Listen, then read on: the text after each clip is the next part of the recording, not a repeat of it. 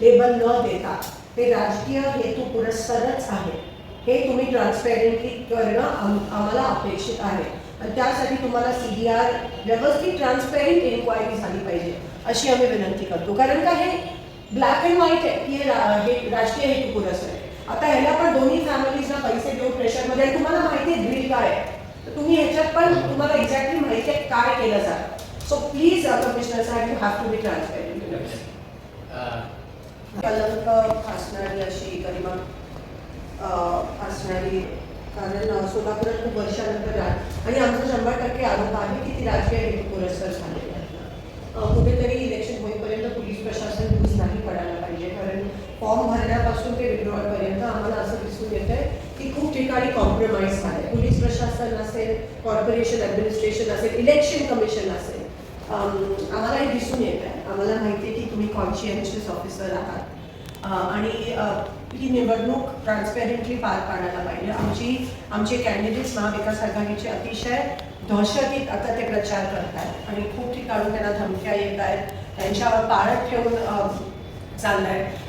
इथे फेवरेटिझम होतो आहे कॉर्पोरेशनमध्ये, कारण त्यांचे जे पॉवरमध्ये आहेत त्यांना सोडलं जातं आहे, आमच्या लोकांना थांबवलं जातं. अगदी आरोपर्यंत त्यांच्या लोकांना सोडलं जाते. तुमचे काही ऑफिसर्स ही थोडीशी पार्शालिटी करतात असं आमच्या निदर्शनास आलं आहे. आमचं एवढंच म्हणणं आहे की आमचे सगळे कॅन्डिडेट सुरक्षित असायला पाहिजेत. अशी कोणतीही घटना सोलापुरात नाही घडायला पाहिजे. भाजप सगळ्या गोष्टीचा वापर करते. अगदी तुमचा पण त्या ठिकाणी पोलीस प्रशासनाचा वापर जर करत असतील तर हे लोकशाहीसाठी खूपच मोठी थ्रेट आहे, घातक आहे आणि एक संकेत खूप वाईट होतील ह्याचे पडतायत लोकांवर आणि प्रशासनावर. म्हणून कृपया तुम्ही जेवढी मदत त्यांना करताय तेवढी मदत आम्हाला पण करा आणि त्यांना जर करत नसाल तर आम्हाला पण करू नका. आपण इम्पार्शियल झालं पाहिजे आणि इलेक्शन होईपर्यंत, शेवटच्या दिवसापर्यंत, अगदी ॲक्च्युली काउंटिंग होईपर्यंत आम्हाला तुमचं सहकार्य अपेक्षित आहे. इन्क्वायरी कमिटी अपॉइंट करावी, सविस्तर चौकशी होऊन त्याच्यात मनसेचा पदाधिकारी असल्यामुळं आम्हाला ते खूप लागलेलं आहे आणि मनसे सुद्धा आमच्या महाविकास आघाडीचा घटक पक्ष आहे आणि तो कार्यकर्ता सुद्धा त्याचा खून झालेला असल्यामुळं ती ताबडतोब जे कोणी असतील आरोपी त्यांना अटक करण्यात यावी आणि त्याच्यावर इन्क्वायरी SIT इन्क्वायरी ताबडतोब नेमणूक करावी.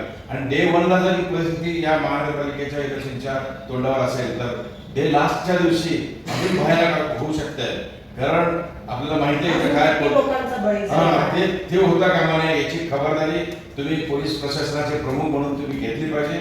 आणि आम्हाला जो त्या प्रत्येक केंद्रामध्ये जो त्रास झाला गेले 4 दिवस बघतोय आम्ही, आधी डिक्लेअर करतात उमेदवाराच उडवून टाकले त्यांनी अंतिम यादीमध्ये, नंतर तक्रार केल्यानंतर चुकून झालं म्हणून परत उमेदवाराचं नाव टाकतात. इतका 4 ते 5 ठिकाणी अशा पद्धतीनं झालं. आणि बी फॉर्म तर तुमच्यासमोर तुम्हाला सगळ्यांना माहिती आहे, खिडकीत आलेले बी फॉर्म होते.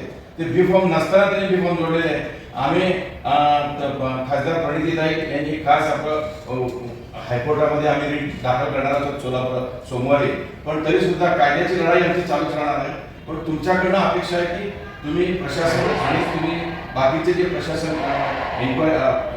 निवडणूक घेणारे अधिकारी आहेत त्यांना सुद्धा घेऊन तुम्ही एक शांतता आणि सुव्यवस्थेच्या दृष्टिकोनातून गंभीर पावलं उचलली पाहिजेत अशी आमची गंभीर मागणी. किती लोक अटक झाले सर आतापर्यंत? 5 आरोपी अटक झालेला आहे. 5 अटक झालेला आहे. तर मुख्य आरोपी म्हणून जे नाव घेतले जातं ते अटक झाले. कॅन्डिडेट कस्टडीमध्ये आहे. डॉक्टर किरण देशमुखचं उघडपणे नाव घेऊन लागले. ते वडार आणि गोष्टी सुद्धा 68 पासून निवडणुका होत्या. पहिल्यांदा मी 68 निवडणुकीत होतो. असं कधी घडलं नाही. नियमानुसार तुम्ही लोकांना विनंती करा, परत करा.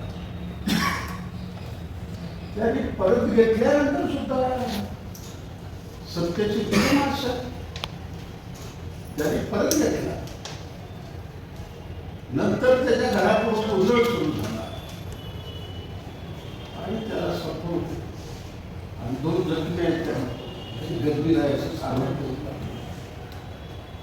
कोणत्या टोकाला घेऊन सगळे लक्ष. तर हे अत्यंत सिरियसली घ्या. तर माझ्या निवडणुकीमध्ये मी बघितलं हे कशा पद्धतीनं हे लोक सगळ्या यंत्रणेवर कब्जा घेण्याचा प्रयत्न करतात. आम्हाला तुमची विनंती आहे, निवडणूक निर्भय वातावरण, कोण येणार कोण जाणार हा मुद्दा, निर्भय वातावरणात व्हावं योग्य आमच्या अपेक्षा आहे.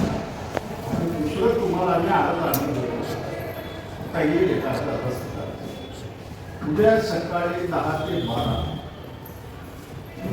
डॉक्टर बाबासाहेब आंबेडकरच्या पुतळ्यावर आम्ही महाविकास आघाडीचे नेते म्हणून काळ्या फितीनं याचा निषेध म्हणून 2 तास शांततेने मौन धारण करणार आणि मीडियाला बाईट देऊन आम्ही त्यालाही परवानगी आपण द्यावं अशी तुम्हाला दुसरी विनंती आहे.